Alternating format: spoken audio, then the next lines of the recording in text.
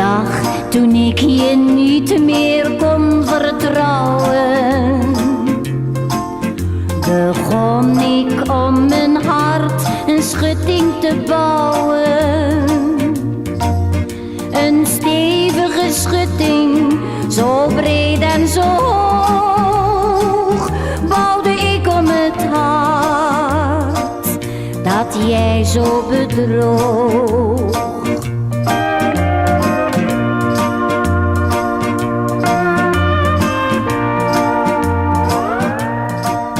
Daarachter kon niets meer mijn rust verstoren.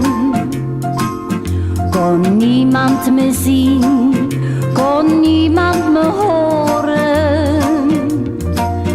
Maar ik bouwde een poortje heel dicht aan de rand. De sleutel daarvan hield ik steeds in mijn hand.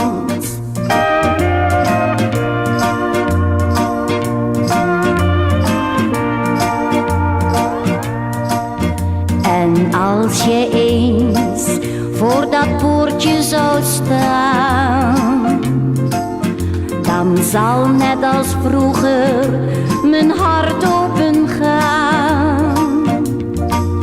Dan zal